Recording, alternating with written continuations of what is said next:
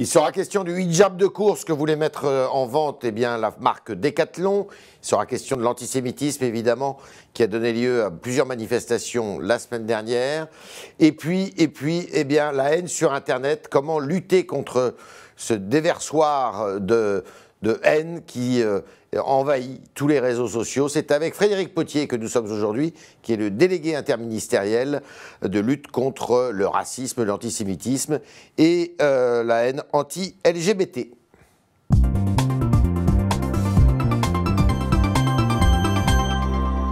Frédéric Potier, bonjour. Bonjour. Alors, la marque Decathlon, qui est une marque de sport, a retiré finalement la vente du hijab sur ses sites français. Vous approuvez cette décision ? Oui, je l'approuve. Je crois que d'abord, même si c'était parfaitement légal, cette vente, il n'y avait pas de débat là-dessus, ça questionnait quand même beaucoup de choses. Il faut dire ce que c'est qu'un hijab. Ce n'est pas un voile intégral, c'est un voile qui couvre la chevelure et les oreilles. Absolument, et c'est quelque chose de légal, je le redis, mais c'est quelque chose qui posait question. Parce que la loi Copé, c'est uniquement pour le voile intégral. Oui, sur la voie publique. Puis sur la voie publique, et puis là on parle de la pratique sportive, donc on est dans des cadres un peu différents. Simplement, c'était une décision de vente qui questionnait aussi des choix de société, des visions de l'égalité entre les femmes et les hommes. Et moi je salue ce retrait parce que je pense que c'était... S'il n'y avait pas eu de retrait, qu'est-ce que vous auriez fait ? Je ne sais pas, moi je ne veux pas faire de politique fiction, en tout cas je pense que les idées de boycott n'étaient pas forcément les bienvenues parce que je ne pense pas que le boycott fasse avancer les choses, on l'a vu dans d'autres domaines. En revanche, je crois que cette irruption du religieux dans le sport, ce prosélytisme religieux dans le sport, moi il m'inquiétait. Pour vous, c'est les femmes qui veulent porter ce vêtement, c'est une forme de militantisme intégriste, de militantisme islamiste ? Intégriste, pas forcément toujours le cas, mais je crois qu'il y a cette présence de signes religieux, pas simplement d'ailleurs des femmes, pas simplement sur le running, dans d'autres sports, on peut le voir aussi, et moi, toutes ces manifestations et toutes ces intrusions du religieux dans le sport, qui doit quand même plutôt être une pratique neutre, politiquement religieuse, ben moi je crois qu'il faut réaffirmer les valeurs de la République, la valeur de la laïcité. Eh bien, c'est les règlements des fédérations sportives, c'est des pratiques des clubs. Vous discutez avec ces fédérations sportives ? Oui, bien sûr, j'étais avec la ministre des Sports vendredi, j'ai des relations très fréquentes avec la fédération de football, de rugby, de handball, et d'ailleurs sur l'ensemble des sujets, parce qu'au-delà de ce sujet du voile, il y a aussi des sujets de lutte contre le racisme, l'antisémitisme, l'homophobie, dans les stades. Donc c'est des sujets globaux. Comment vous avez réglé cette histoire de Decathlon ? Vous avez pris votre téléphone, vous avez appelé la direction ? Non, parce que moi je ne suis pas compétent sur ces sujets-là qui sont d'abord des sujets d'application des règles de laïcité. C'est d'abord le rôle du ministre de l'Intérieur. Il y a aussi un observatoire, il y a aussi des autorités. Écoutez, moi j'observe le résultat. Il y a eu un retrait, je pense que c'était la bonne solution. Hausse de 74% des actes antisémites en 2018. Cette hausse a été constatée avant même le mouvement des Gilets jaunes qui a donné lieu à quelques actes antisémites. Et ces actes antisémites ont continué après la grande manifestation du 19 février. Vous êtes inquiet ? Oui, je suis inquiet puisque c'est un mouvement de fond. Dès le mois de novembre dernier, le Premier ministre le disait dans une tribune Facebook. Il avait choisi une date symbolique qui était le 80e anniversaire de la Nuit de Cristal, les premiers pogroms en Allemagne. Et cette tendance-là, on l'a vu se perdurer tout au long de l'année 2018. On n'est pas sur un pic, on n'est pas sur un moment conjoncturel. C'est dès les tout premiers mois de l'année 2018 qu'on a une augmentation de l'antisémitisme. Et on l'a encore vu dès les premiers mois de l'année 2019. Et évidemment, vous l'avez constaté, vos auditeurs, vos lecteurs et vos téléspectateurs l'ont vu aussi. À l'occasion des dernières manifestations, on a vu des tags, on a vu des slogans, on a vu des banderoles. Il vient d'où cet antisémitisme ? Le président de la République, lors du dîner du CRIF, a parlé d'un nouvel antisémitisme. D'abord, il vient de très loin. Parce que je crois que tous les préjugés qui associent les juifs et l'argent, on a vu le nom de Rothschild réapparaître dans un certain nombre de manifestations de pancartes. En parlant du président de la République. En parlant du président de la République, mais pas seulement lui. Qui a un passé de banquier chez Rothschild. En parlant du pouvoir en général, eh bien ça vient de très loin. Ça vient du 19e siècle, ça vient de l'extrême droite. Et donc ces vieilles croyances ont été réinvesties par un certain nombre d'acteurs. Parfois l'islamisme radical, parfois beaucoup l'islamisme radical, oui bien sûr, beaucoup l'extrême droite aussi, qui était un temps cantonné sur Internet et qu'on a vu réapparaître dans la rue, donc ça c'est un élément nouveau. Et donc cet antisémitisme, il mélange beaucoup de choses, des éléments anciens, des éléments plus nouveaux, je pense à la situation au Proche-Orient, avec des acteurs qui font feu de tout bois pour pousser la haine. Le président de la République a eu raison de vouloir redéfinir l'antisémitisme en intégrant justement dans cet antisémitisme l'antisionisme. Oui, il a eu raison. Il faut être... Sans passer par la loi d'ailleurs. Il a eu raison et il faut être très précis sur le sujet. Il y a une définition dite de travail ou opérationnelle qui est utilisée par une instance internationale dans laquelle la France siège, qui s'appelle l'IHRA, pardon, je vais y arriver. Ouais. Et cette instance internationale a cette définition dite de travail. Et donc elle a été appliquée, cette définition, par 9 pays européens déjà. La France est le 10e pays à rejoindre et à utiliser cette définition, après le Royaume-Uni, après l'Allemagne. Il y a eu des résolutions du Parlement européen, du Conseil européen. Oui, mais ça n'a pas un caractère contraignant. C'est pas un caractère contraignant et c'est pas ce que demande cette définition. C'est-à-dire qu'on n'a pas, nous, dans notre droit positif c'est quoi, français... alors, on laisse le pouvoir discrétionnaire aux juges, aux magistrats, donc? Non, c'est une définition qui permet notamment de faire de la formation, d'expliquer que derrière des inscriptions antisionistes ou des messages antisionistes, il peut y avoir, et il y a même beaucoup, d'antisémitisme. Et c'est quelque chose que, par exemple, nous allons utiliser comme formant les policiers. Donc quand on dit sale sioniste, comme celui qui a interpellé Finkielkraut dans la rue, Alain Finkielkraut, le philosophe, il y a quelques jours, quand on dit sale sioniste, c'est de l'antisémitisme. À l'évidence.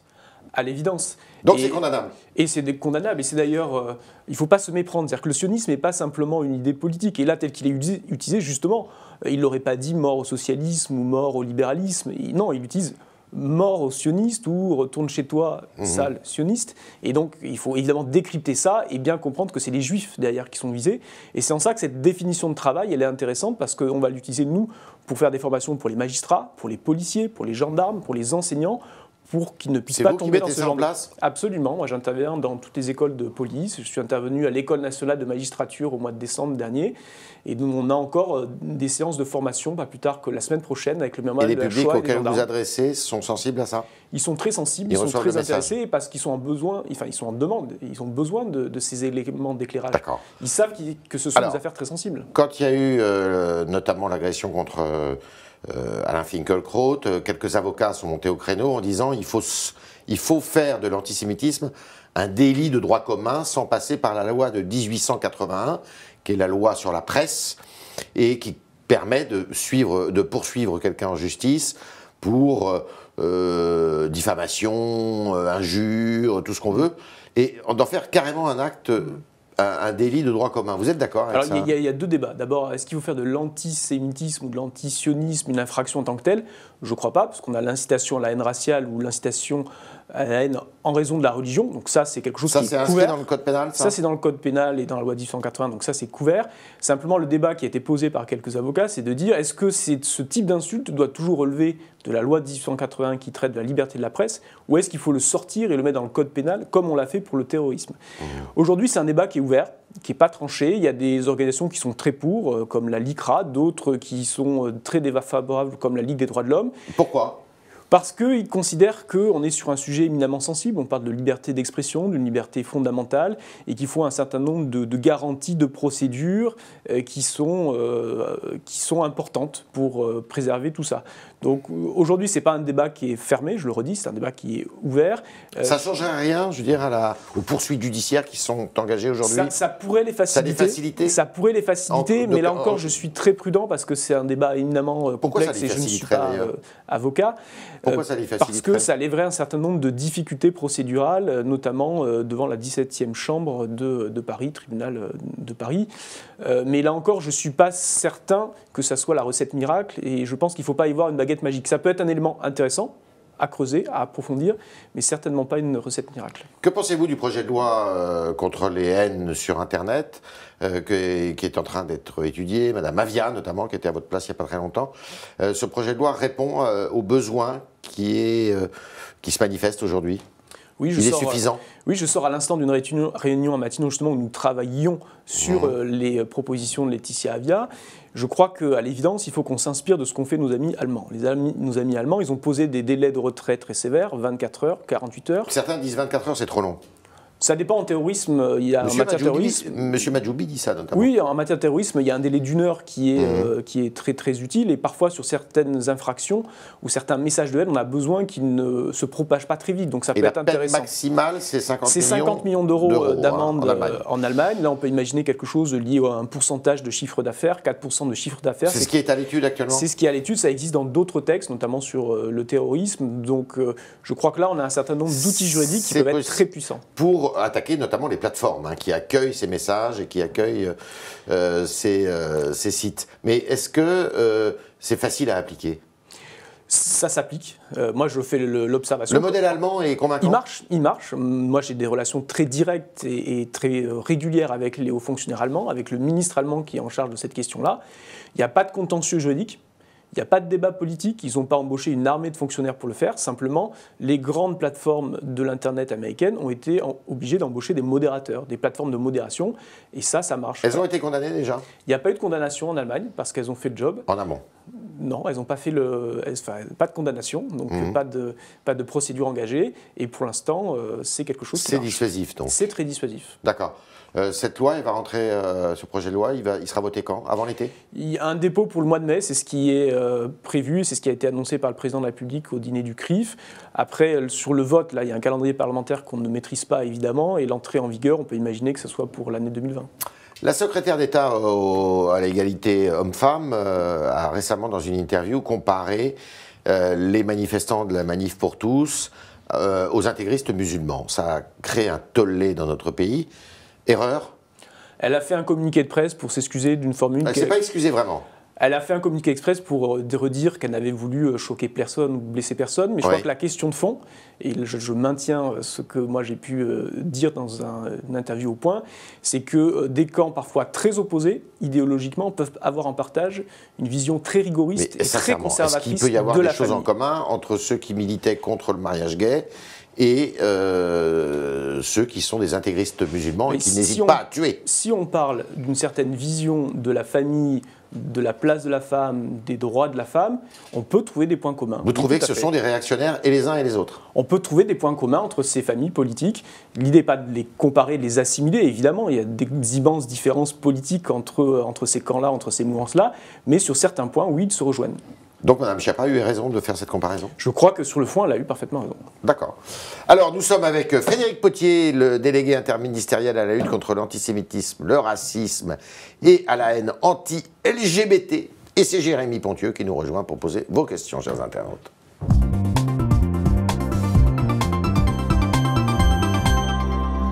Bonjour. Jérémy, bonjour. Bonjour Yves, bonjour Monsieur Potier. Bonjour. Alors première question, racisme et antisémitisme prennent de l'ampleur. C'est inquiété récemment la conférence des doyens au sein des facultés de médecine. Laurelis nous dit exclure définitivement du cursus les personnes qui profèrent ces paroles et commettent ces actes pourrait être une solution dissuasive. Est-ce que vous le pensez également? Oui, je pense qu'il faut avoir une tolérance zéro sur ce type d'acte-là. Et moi, je salue ces réactions d'universitaires. Il y a eu un certain nombre de débordements à Paris 13, à Tolbiac, à Grenoble. Donc je crois que c'est salutaire. Quoi, du racisme, de l'antisémitisme? D'un antisémitisme crasse, d'un antisémitisme primaire. À quel moment? C'était au cours parfois de réunions d'étudiants, parfois c'était au cours d'activités extrascolaires. Ce sont des propos qui vous ont été rapportés? C'est des propos qui m'ont été rapportés. Il y a eu des procédures judiciaires sur certaines de ces affaires. Elles n'ont pas encore donné suite à des condamnations, mais on est très préoccupés. Comment ça se passe? On vous saisit quand il y a des choses comme ça? Oui, alors d'abord, il faut saisir... Et après, c'est vous qui saisissez la justice? Alors d'abord, il faut saisir le juge. Si on est victime soi-même d'une insulte ou d'une agression, il faut d'abord saisir le juge, aller voir... Vous pouvez vous porter partie civile? Moi, je ne suis pas partie civile, mais moi, mon travail, c'est de signaler au procureur de la République... Donneur d'alerte, en fait. C'est donneur d'alerte, c'est l'article 40 du Code de procédure pénale, pour être très précis. Donc moi, je signale lorsque j'observe des illégalités ou des choses qui me semblent violer la loi. Donc je le fais régulièrement sur Internet, je le fais aussi sur des pratiques de la vie courante, du monde réel, si je peux m'exprimer comme ça. Fabrice nous dit, pour lutter contre l'antisémitisme, ne faudrait-il pas renforcer l'enseignement de la Shoah dès le plus jeune âge? Si, à l'évidence, il y a un sondage qui montrait que 21% des moins de 24 ans disaient ne pas avoir entendu parler de la Shoah. Et donc ça nous a beaucoup questionné. On travaille notamment avec le mémorial de la Shoah pour améliorer la façon dont l'histoire de la Shoah est transmise. Et l'idée n'est pas simplement de faire appel à l'émotion. C'est vrai qu'on a parfois eu beaucoup recours à l'émotion, les grands témoins, les films, le grand voyage à Auschwitz. Moi, je crois que ça ne suffit pas. Il faut aussi qu'on fasse appel à la raison et pouvoir déconstruire les mécanismes politiques, psychosociologiques, sociaux. Et c'est ce que fait le mémorial de la Shoah aujourd'hui, d'ailleurs, en utilisant des comparaisons. Ils sont équipés pour ça? Oui, ils le font très bien. Ils font des sessions de formation hors les murs. Et ils parlent pour des professeurs d'histoire? Pour des professeurs d'histoire géo, pour des classes. Ils vont directement dans les classes et ils utilisent des comparaisons, notamment avec le Rwanda en 1994. 1994, avec l'Arménie. Parce que ça permet aussi parfois de prendre un peu de recul, mais de bien montrer que la Shoah n'était pas quelque chose d'unique. Des génocides qui ne sont pas comparables ou pour trouver des points de différence évidemment, mais aussi des logiques communes, c'est-à-dire parfois le rejet des élites, parfois des mécanismes de propagande, parfois des mécanismes d'extermination. Et donc tout ça est très utile et l'idée c'est ça, c'est pas simplement de créer un choc émotionnel avec des enfants qui pourraient se retrouver à pleurer devant un témoignage, mais simplement qu'ils puissent comprendre ce qui a pu se passer à cette période de l'histoire. D'accord. Le ministère de l'Éducation nationale a lancé fin janvier une nouvelle campagne de sensibilisation contre l'homophobie et la transphobie dans les collèges et les lycées. Et un internaute se demande si celle-ci a déjà eu des premiers effets. Est-ce que c'est le plus efficace pour vous de faire une campagne de sensibilisation en premier lieu? Alors elle vient juste d'être lancée, donc c'est difficile pour nous de dire si elle a eu... alors plusieurs formes. C'est une campagne d'affichage dans les collèges, dans les lycées. Il y a des livrets qui ont été diffusés aux enseignants sur cette question qui est parfois difficile à traiter, celle de l'éducation sexuelle, de la lutte contre l'homophobie. Et il y a aussi un numéro vert qui a été ouvert par le ministère de l'Enseignement de l'Éducation nationale. Et donc ça marche. Moi, j'étais en Martinique il y a quelques jours avec le recteur de la Martinique et nous assistions à une séance de théâtre-forum sur ces sujets-là. Et on voyait bien d'ailleurs que la jeune génération aujourd'hui n'a pas forcément les tabous ou le poids des préjugés des générations précédentes. En Martinique, vous luttez contre quoi? Contre Là, c'était une session contre le racisme anti-blanc? Là, c'était sur l'homophobie, la session dont je viens de parler. Mais les déplacements que j'ai pu faire, je les fais sur l'ensemble de mes sujets. Le racisme, l'antisémitisme, qui peut avoir le visage du racisme anti-blanc. Évidemment, et moi j'avais fait un signalement article 40 au procureur de la République suite à ce clip d'ailleurs d'un rappeur qui disait tuer les blancs, bander les bébés blancs. Donc moi je ne fais pas de hiérarchie entre les racismes ni entre les fléaux, simplement je les combats tous de manière différente parfois, mais je les combats tous. D'accord. Vous vous étiez félicité sur Twitter de la suppression de l'hebdomadaire d'extrême droite Rivarol et un internaute se demande si à l'avenir vous pensez que ces suppressions deviendront plus faciles après un premier pas comme celui-ci ou un pas comme celui-ci. Est-ce que c'est pas une atteinte à la liberté d'expression précisément? Non, pas du tout, puisque là il s'agissait de propos éminemment racistes et antisémites, voire néo-nazis, des choses caractérisées. C'était sur un numéro? C'était pas sur un numéro papier, c'était sur un certain nombre de tweets et sur l'ensemble des tweets que nous avions signalés. Monsieur Jérôme Bourbon, le directeur de Rivarol, puis Rivarol Hebdo, c'était la même personne qui apparemment tenait ces comptes-là. Et honnêtement, le contenu de ces tweets ne laissait aucun doute sur le caractère néo-nazi de ces publications. Autre question qui sont posées par beaucoup d'internautes, c'est de savoir si on ne devrait pas parler de la profanation des églises un petit peu plus. C'est un commentaire qui revient assez souvent, on parle beaucoup, on n'en parle pas beaucoup, les internautes ont l'impression que c'est passé sous silence.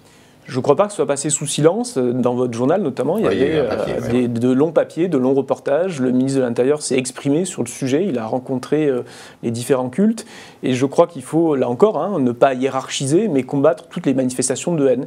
Et c'est vrai que dans... Ils sont le fait de qui, justement, ça, c'est profanation d'église. Je ne peux pas vous le dire. Il y a des enquêtes qui sont en cours.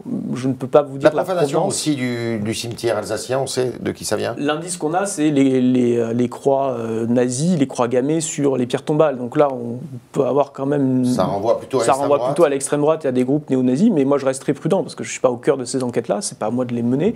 Simplement sur les profanations de l'église, là encore, on n'est pas simplement dans du vandalisme pur, puisque je crois que dans un certain nombre de cas, ce sont les hosties qui ont été allées chercher pour pouvoir les renverser et puis saccager tout le reste. Donc on est vraiment sur la haine religieuse. De la haine du catholique. Moi j'avais l'impression que c'était ça qui était à l'œuvre, effectivement. D'accord. On a vu, je vous l'ai dit tout à l'heure, après la manifestation du 17, c'est ça, du 17 février, contre l'antisémitisme, et puis le dîner du CRIF, une explosion encore des actes antisémites. Est-ce que ce genre de manifestation est bien utile ou au contraire, est-ce qu'elle n'excite pas les esprits les plus malsains? Non, je crois que c'est important d'avoir ces temps de rassemblement, ces temps un peu d'union sacrée, je crois que le terme a été utilisé. Simplement, ça ne résout pas tout, évidemment. C'est important de marquer ce soutien officiel, évidemment, avec des intellectuels, avec la présence de membres du gouvernement qui étaient là en nombre. Simplement, ça ne fait pas disparaître la haine, évidemment. Mais je crois que c'est tout à fait utile, évidemment. Dernière question, alors sur un sujet un peu éloigné mais que vous connaissez sans doute bien en Outre-mer, le Premier ministre Édouard Philippe déclare « Nous avons bien avancé mais il reste un nombre considérable de choses à faire » et un internaute nous dit « Reconstruire Saint-Martin, c'est une bonne chose. Plus de la moitié des écoles ne sont pas réparées. » Est-ce que vous savez si c'est à l'avenir, c'est prévu? Oui, je confirme, la reconstruction de Saint-Martin est une priorité. Annick Girardin s'y est rendue plusieurs fois et j'y garde moi beaucoup d'amis parce que j'ai occupé des fonctions liées à l'Outre-mer dans le passé. D'accord. Alors à ce propos d'ailleurs, Mansour Kamardine, Mansour Kamardine, qui est un député LR de Mayotte, vient d'interpeller la ministre de la Justice en disant que ce n'est pas du tout normal que des candidats à l'élection comoréenne viennent faire campagne à Mayotte, où il y a énormément de Comoréens. Vous êtes d'accord avec ça? J'ai pas vu ces déclarations et j'ai pas les détails exactement. Il a posé une question de ce qui se passe actuellement à Mayotte. Simplement, on a, nous, des députés français de l'étranger qui font campagne à l'étranger. Hein. Ils sont sur des circonscriptions très grandes, mais ils font campagne à l'étranger et ils siègent à Paris dans notre Parlement. Donc je ne crois pas que ce soit ça forcément le sujet. Simplement, le sujet, c'est que les Comores revendiquent la souveraineté sur Mayotte. Et c'est là qu'on peut avoir une difficulté, et c'est là où il faut être extrêmement vigilant sur les propos qui peuvent être tenus et faire attention à ce qu'il n'y ait pas de trouble à l'ordre public. Ça, c'est le travail du préfet, et moi j'ai toute confiance dans Dominique Sorin qui est en place. Veulent mettre la main sur Mayotte? Oui, les Comores n'ont jamais accepté la souveraineté française sur Mayotte. C'est un conflit de droit international bien connu. D'accord, qui a été... les Comores sont devenues indépendantes, hein, il faut le dire, à l'occasion d'un référendum en 1976. Merci Frédéric Pottier, merci de vos réponses à toutes nos questions. Merci Jérémy Pontieux de vous être fait l'écho des questions des internautes, et à demain, si vous le voulez bien.